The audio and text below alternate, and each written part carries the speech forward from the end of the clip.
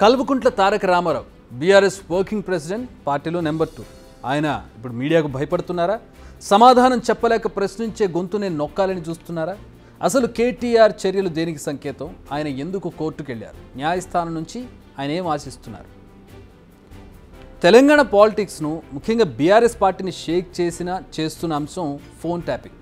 ఇప్పటికే సిఐ నుంచి మొదలు పెడితే ఏసీపీల వరకు అరెస్ట్ అయ్యారు.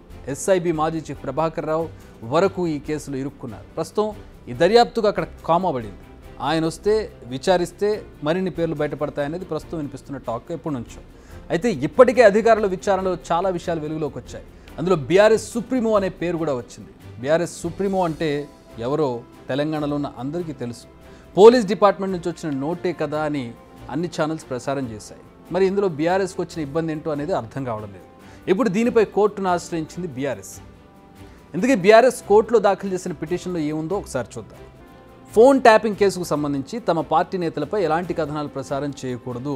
ఇప్పటికే బిగ్ టీవీ సహా మరికొన్ని మీడియా సంస్థలు గతంలో కేటీఆర్ నోటీసులు ఇచ్చారు.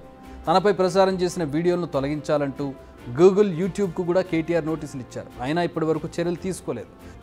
వెంటనే చర్యలు తీసుకోవాలని కేంద్ర ఎలక్ట్రానిక్స్ అండ్ ఇన్ఫర్మేషన్ టెక్నాలజీ మంత్రిత్వ శాఖను ఆదేశించాలి. ఇది 4 రోజుల క్రితం హైకోర్టులో వేసిన పిటిషన్లో బీఆర్ఎస్ లేవనెత్తిన అంశాలు. పార్టీలో అత్యంత కీలకమైన పొజిషన్, అధికారంలో ఉన్నప్పుడు ప్రభుత్వంలో కూడా యువరాజు పాత్రను పోషించారన్న ప్రచారం ఉంది. మరి అలాంటి కేటీఆర్కు ఫోన్ ట్యాపింగ్ విషయం తెలియదా అనేది అందరి ప్రశ్న. ఆ ప్రశ్ననే బిగ్ టీవీతో పాటు అనేక మీడియా సంస్థలు వేశాయి. అయితే సమాధానం చెప్పాలి, లేదంటే ఖండించాలి. కానీ ప్రశ్నించడమే తప్పు అంటోంది బీఆర్ఎస్ అండ్ కేటీఆర్. పోనీ ఇవి నేరుగా ఆయా సంస్థలు వేసిన ప్రశ్నలేనా? కాదు. మంత్రి కొండా సురేఖ చేసిన వ్యాఖ్యలు, సిరిసిల్ల కాంగ్రెస్ నేత కేకే మహేందర్ రెడ్డి వేసిన ప్రశ్నలు ఇవి. ఈ ఆరోపణలు అబద్ధాలైతే విచారణలో తేలుతుంది. కేటీఆర్ కడిగిన ముత్యంలా బయటకు వస్తారు. అప్పుడు కూడా ఈ మీడియాలోనే కదా కేటీఆర్ వార్తలను ప్రసారం చేసేది. పొగిడితే ఓకే కానీ ప్రశ్నిస్తే తప్పంటే ఎలా? గతంలో మంత్రులు, ఇతర కాంగ్రెస్ నేతలకు కూడా కేటీఆర్ నోటీసులు పంపారు. తనకు, తన కుటుంబానికి నష్టం కలిగిస్తున్నారని, మీడియాను అడ్డం పెట్టుకుని కుట్రలకు పాల్పడుతున్నారని. బిగ్ టీవీకి కూడా లేటెస్ట్గా బీఆర్ఎస్ పార్టీ మరోసారి నోటీస్ జారీ చేసింది. అయితే మేము కేటీఆర్ను సూటిగా ఓ ప్రశ్న వేస్తున్నాం. కేటీఆర్పై మాకేమైనా ప్రత్యేకమైన ప్రేమ ఉందా, లేక ద్వేషం ఉందా? లేదు. మంత్రులు, నేతలు చెప్పిన మాటలనే మేము వయా మీడియాగా టెలికాస్ట్ చేస్తున్నాం. ఓ ఇష్యూని రిపోర్ట్ చేయడం మా పని మేము చేస్తే కూడా తప్పంటే ఎలా? ఆఖరికి మీరిచ్చిన నోటీసులు, వేస్తున్న పిటిషన్ల గురించి కూడా ప్రజలకు తెలిపేది మీడియాని. మరి ఎందుకు ఈ ఆక్రోశం అనేది మీరే ఒకసారి ఆలోచించుకోండి. నిజానికి రాజకీయాల్లో ఉన్నవారు ఆరోపణలు చేయడం కామన్. మీరు 100 సార్లు చేసుంటారు.